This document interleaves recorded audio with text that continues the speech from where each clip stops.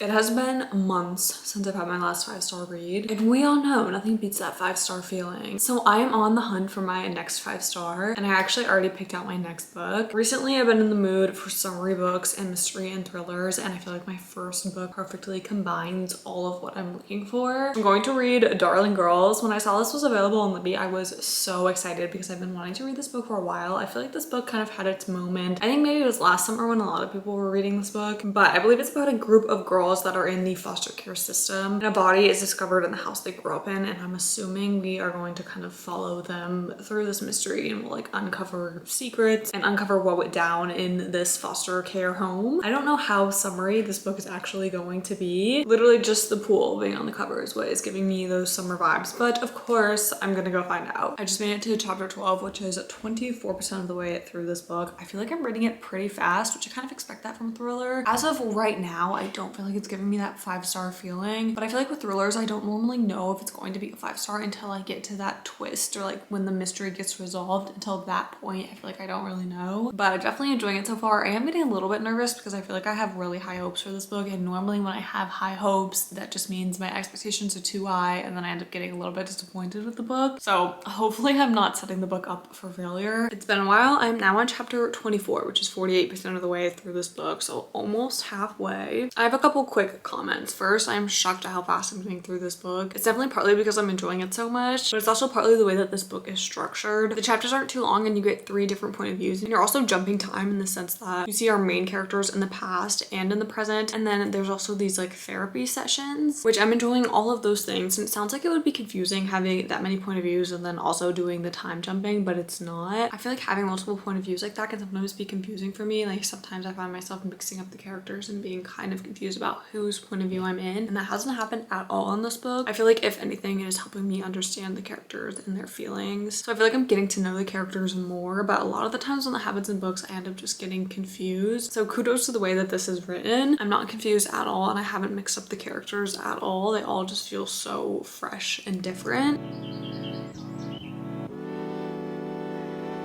Been a couple of days since I finished Darling Girls, but I wanted to be sure on my reading before I picked the camera back up, because for the longest time I was really loving this book to the point where I was like, what do I do if I get a 5-star on my first try? But that is officially not a problem, because I think I'm gonna rate this book a 4 or maybe a 4.5 star. I haven't decided yet. I think it might be a 4.5 star. The only reason it isn't a 5-star is because I guessed a lot of what happened towards the end, but I obviously would still recommend this book. I just wouldn't go into it expecting a crazy plot twist or anything like that. I feel like it leans more mystery than it does thriller. But I also started my next book, which is Tony and Susan. The lighting here is crazy right now. I'm trying to like duck so I can talk without the sun being in my face. But I know this looks like a library book, but my sister actually thrifted me this book a while ago. I might try to take the plastic off of it. Oh wait, that's not possible because it's glued to the front cover of it. Okay. Also, I didn't know libraries did public sales, but it says it on the back. It's like stamped into the back of this book that it was purchased at a public sale. I had no idea that was even a thing. But anyways, what I know about this book so far is that there's a divorced couple and they haven't spoken in years, and the ex-husband sends the ex-wife his manuscript and he's like, hey, I want you to read this. And so she starts to read it, and so far it has some of her reactions in it, but not as much as I was expecting it to have. I was expecting the manuscript to connect a lot more to her life, and I figured that that was like the whole reason why it was a book inside of a book, but I'm not super far into it, so that could change. Also, the first part of this book was giving me major anxiety to the point where I didn't want to put it down, but not in a good way. So it wasn't a good feeling, but I didn't realize that until things started to calm down in the book. It's been a couple of days because I knew this book would not be a 5-star. I actually spent most of this book debating if I wanted to DNF it or not, but I did end up having so much fun hate reading this book, so I did end up finishing it, and I'm going to give it a 2-star. I had a couple problems with it, but I'm just gonna focus on 2 of the main problems I had with this book because I don't want to sit here and talk bad about a book for a really long time. I hate talking bad about books. But first off, this book is a book inside of a book, and I feel like that structure would have made sense if Susan, who was the one reading the manuscript, if she actually connected to the manuscript in some way other than her just like reading the manuscript and then having like reactions to it and like recapping the manuscript at some points. My other main problem was the way that this book was written. He constantly had incomplete sentences to the point where this book did not flow at all. The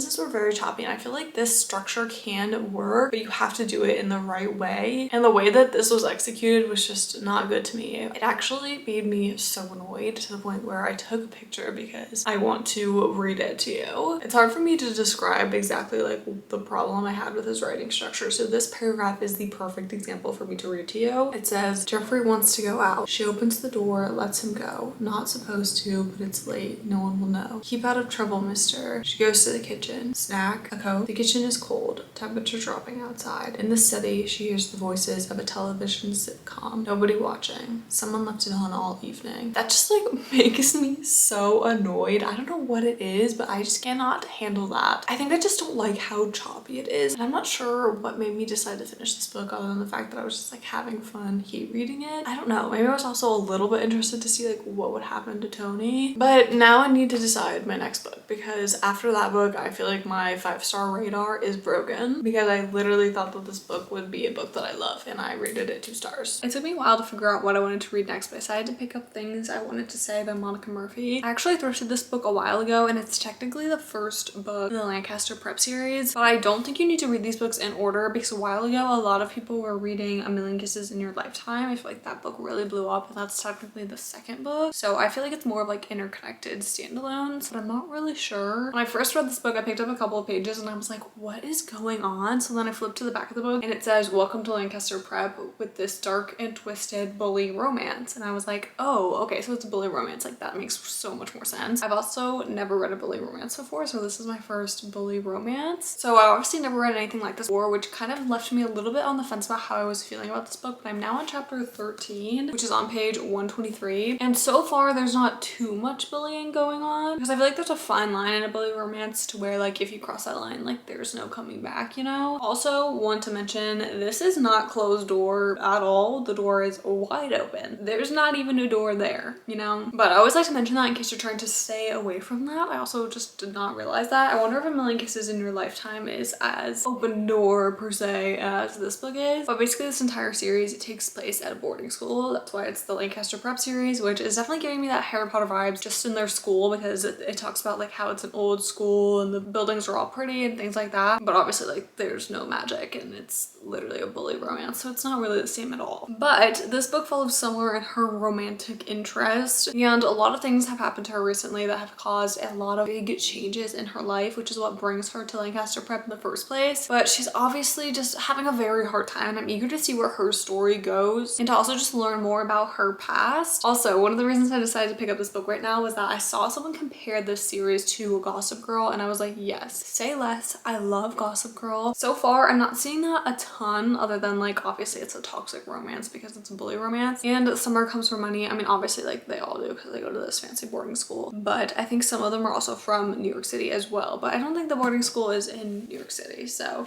it's not super Gossip Girl vibes. I wouldn't pick this up just because of that, but it does have a little bit of the vibes there, and I love the boarding school. I almost said vibe again. I feel like I keep saying vibe, but I love the boarding school vibe. Okay, I just made it to chapter 39. I'm not sure if this is giving me 5-star feelings or not, but I am really liking it. It's definitely a toxic situation, but I guess all bully romances are toxic, and I'm honestly a sucker for a toxic romance book. There's been a couple of times where I will sit down and read this book for a really long time, and then when I put the book down, I'm kind of in like that groggy state, and it like takes me a second to come back to the real world. Random note, but there's a scene in this book where the dad is talking to the son, like our main male character, and they're just like talking like what dad talks to their son like that, you know? Like, I was like, this is not realistic at all. Even though obviously like they come from big money, I feel like even then this is not realistic. But since this is my first bully romance, I didn't really know what to expect, but you can tell he obviously really cares about her, and there's already some obvious roadblocks that we're going to hit in their relationship on like why they can't be together. So I'm excited to see how that pans out, because I'm a big hater of the third act breakup. I will say there's a couple things that I don't love. Like, I've been able to predict predict some things, but also like in a romance book I feel like I'm going to be able to predict a couple things. Like that's just like the name of the game, you know? But another thing I don't love is that this book is just as spicy as Icebreaker, and I feel like Icebreaker is a book that was super popular that just everyone was like, oh yeah, that book is like super spicy. Like to me, I would give this book a 5 out of 5 for spice level. A lot of the times for me with spice, I get concerned that it will take away from their romantic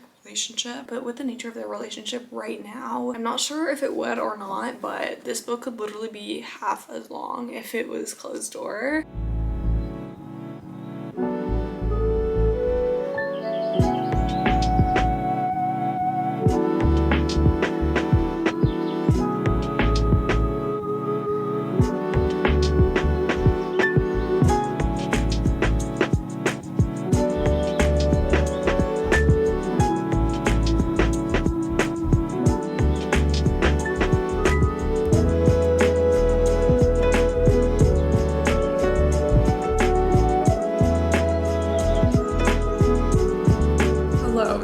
It has been a while. I stopped updating while I was reading things I wanted to say. I can't remember the last time I updated about this book. I think maybe it was halfway through, but I decided to stop updating because I was like, okay, I know for sure this is not a 5-star and I don't want this video to be ridiculously long. But I did finish this book and I actually really enjoyed it. I think I'm gonna give it a 4-star. So I feel like my radar is back on track. And honestly, the only reason I don't feel like this is a 5-star is because of how spicy it was. I feel like when books are that spicy, I don't normally give them a 5-star, and I should have known when I realized how spicy this book was that it would not be a 5-star. I was just enjoying it so much that I was like, okay, maybe. But I highly recommend this book if you're looking for like that high school drama and boarding school vibe. I really enjoyed this book and I'm very excited to read the rest of the series. And then I did actually start a series after that as well, which, as you guys probably already saw, I started we're just gonna call it the Mind series, okay? Because I don't want to get flagged for saying that multiple times. But I started this series. I actually already finished the first 2 books in this series. And if you don't know anything about this series, it was popular, like very popular. I don't even know, like 3 or 4 years ago. It's been a while and I'm just late as always, but I decided to get a Kindle Unlimited free trial. So I was like, oh, all these books are on Kindle Unlimited. Let me finally read them. So this is actually my first time having Kindle Unlimited, which is kind of exciting. I don't know if I'll actually pay for it, but for now I'm having a grand old time. But it's actually 5 books in this series and I was always confused on why everyone read them back to back, but each book, it takes me like 2, sometimes 2.5 hours. Most of them are like 2 hours long. Like they're very short books, and the way that they all end kind of feels like, okay, why didn't this just be like one book? Like I don't really understand why the author chose to structure it as 5 separate books. I don't know, but I feel like I'm finally understanding why everyone reads them back to back, because when you read it that way, it's kind of like one massive book. Like it's not really 5 separate books. But anyway, in this book we have our main character who is a serial killer, and she starts dating an FBI agent, which gets a little crazy, and you also get like multiple point of views. So obviously you can see her doing her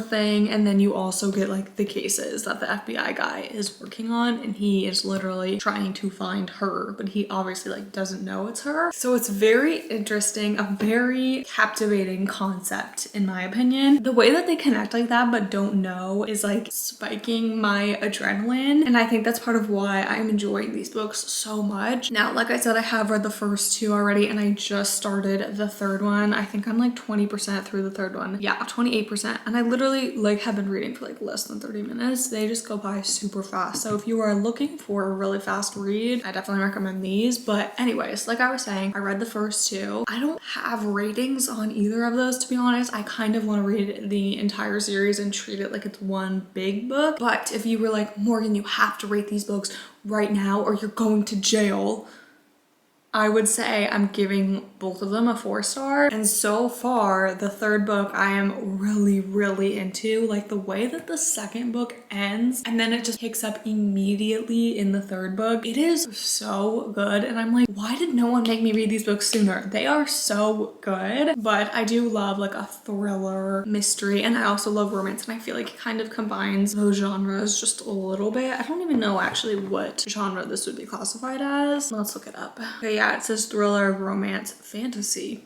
I don't see that, but then it also says romantic suspense and I see that. So we have some really high potential to get a 5-star with one of these next 3 books technically. And if we don't, I already know what book I'm gonna read next, but it feels like cheating. But at this point, I'm like, I've read so many books. I'm ready for that 5-star. So we'll see. I think we might have done it, folks. This series might be the one to finally end this video. I'm technically not finished with the series yet, but like I said, in my mind, this is just one giant book. Like, I don't really understand why it's 5 separate books, but I didn't write it, so what do I know? Like I said, I technically started the last book in this series, which is Painted All Red, and things are just very, very crazy. And I'm loving how crazy they are, which might sound crazy, but that's kind of what I look for when I'm reading a thriller. I will say though, you definitely need to check the trigger warnings before reading this series because it goes pretty in depth into some things, and it shocked me, to be honest. Like, I didn't expect it to go that deep and give that many details of what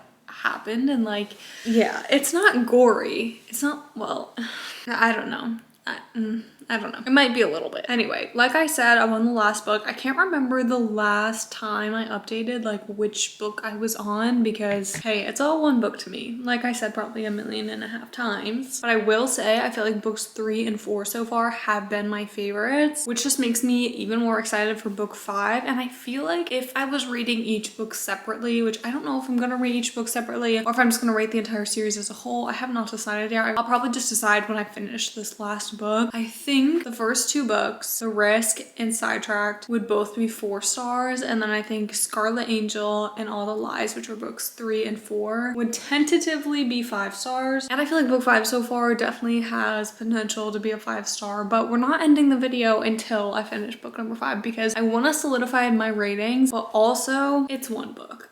It's not really 5. I can't, this is a hill that I will die on. Here is my checklist for if a book will be 5 stars for me or not. If I love the characters, if I find the plot intriguing, if I think about it when I'm not reading it, and sometimes if it gives me that like loopy, I'm not in the real world feeling, or like when I can just sit down and read it for hours and hours. And these books are doing all of those. It's meeting all of the criteria on the checklist. So if I lived in a perfect world, I would sit down and finish this book right now. Unfortunately, I have some things to do. But I'm hoping to finish this book in the next couple of days because I'm loving it. I feel like I'm always sitting on the couch when I update, but I can't care right now because this is where I want to sit and read. So this is where I'm gonna update, you know? But I just want to say, I don't know what it is with these books, but they are doing something to me. Like, I'm like, okay, I understand why these books were so hyped back in the day. I don't know why I never read them. I think it's mostly just because I didn't have Kindle Unlimited, and now that I have it, I'm like, oh my gosh, I should have read this way back then because they're so good. I think it's probably the best thriller mystery book I have ever read. And at this point, I obviously can't really say much of what's going on other than just saying I did not expect the story to go the direction that it is going. I'm about 75% of the way through the last book and I just love it so much. And we're actually going to sit and finish it right now. Kindle says I only have like 40 minutes until I finish the book and I am just so excited. I don't want to jump the gun, but I have very high hopes for this, and it makes me kind of want to get the physical copies. And I never buy physical copies of books that I have like already read unless I'm like, okay, I know for a fact that I'm going to reread these books. Actually, I don't think I've ever done that. Yeah, I don't think I have ever done that actually, now that I think about it, because I don't often reread books. Anyways, let's go sit down and finish these books. I've been reading every single one on my phone. I don't have a Kindle, so I used to read a lot on my iPad, but recently I've been like, my phone is actually the perfect size in my opinion to read on because I have like the Pro or the Max, I think is what it's called technically. It's just the larger phone. And so I just feel like the screen is the perfect size. Like I can just hold it in my hand like this. Sometimes I still think about getting a Kindle though, don't get me wrong. Anyway, oh my goodness. Sometimes you put a camera in front of me and I don't know when to stop yapping, okay? Let's read these books. I'm so excited. If this isn't a 5-star at this point, that means something went horribly wrong.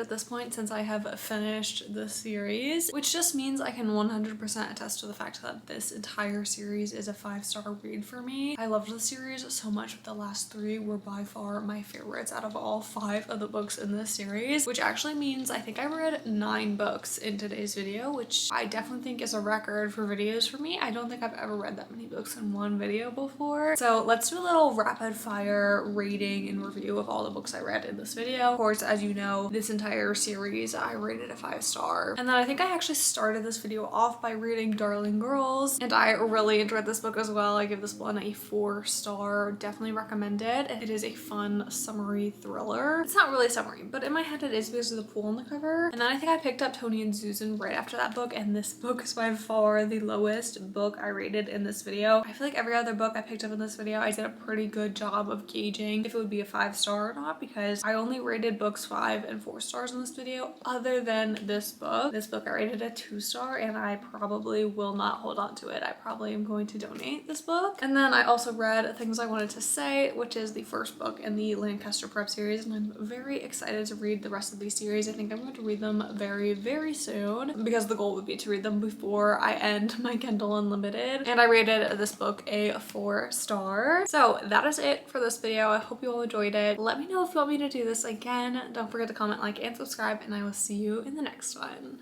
Bye!